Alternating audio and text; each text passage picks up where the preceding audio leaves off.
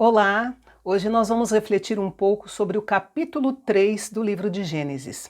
Basicamente, este é um capítulo que trata do envolvimento do homem com o pecado, da sua separação de Deus e a pérola do capítulo, que é o versículo 15, quando Deus promete um redentor, que é o Senhor Jesus Cristo. Mas o ponto deste capítulo que eu quero ressaltar aqui é a tentação de Eva. Por que é que ela cedeu aos argumentos de Satanás ali disfarçado de serpente?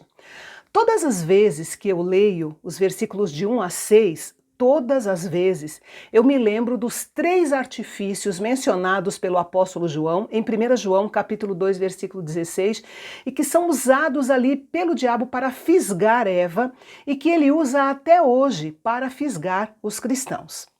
Quais são esses artifícios? Primeiro, o desejo intenso pelo prazer físico, que a Bíblia chama de concupiscência da carne. Ou seja, o fruto parecia gostoso e ela desejou experimentar. Segundo, o desejo intenso por aquilo que via, aquilo que ela via. A Bíblia chama isso de concupiscência dos olhos, ou seja, era bonito e ela desejou ter para si a partir do seu olhar. Em terceiro lugar, o orgulho de uma realização, que João chama de soberba da vida. Ou seja, ela imaginou como seria interessante ser como Deus, conhecendo o bem e o mal. Baseado nesses 3 argumentos satânicos, Eva comeu, se corrompeu e parece que não foi difícil convencer o seu marido a comer também. Muitos homens e mulheres são revoltados com Adão e Eva por terem pecado e passado essa maldição para toda a humanidade. Brincando ou falando sério, há uma mágoa no coração com relação a esse casal. Mas muitas vezes nós esquecemos que nós também podemos prejudicar a nossa descendência, filhos, netos, bisnetos e por aí vai, através de atitudes pecaminosas que são cometidas de forma impensada e inconsequente, com base nesses mesmos 3 artifícios que levaram Adão e Eva ao pecado.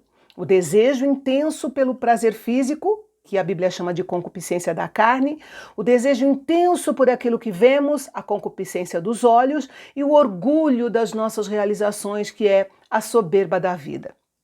Eu imagino que Adão e Eva não tivessem noção de que a consequência do pecado deles atingiria toda a sua descendência, até porque a visão de mundo deles era muito limitada. Mas hoje em dia é bem diferente. Todo mundo sabe muito bem quais são as consequências dos erros que pratica. E mesmo assim, os erros continuam sendo cometidos de forma impensada. Então nós devemos pensar melhor no modo como conduzimos a nossa vida. Devemos pensar melhor em como estamos canalizando os nossos desejos, os nossos olhos, a soberba do nosso coração. Ao invés de julgar Adão e Eva, pensar no que nós estamos semeando para a nossa descendência com as nossas atitudes de hoje, para que possamos trilhar o caminho da bênção e não o caminho da maldição. Que o Senhor Deus tenha misericórdia de nós.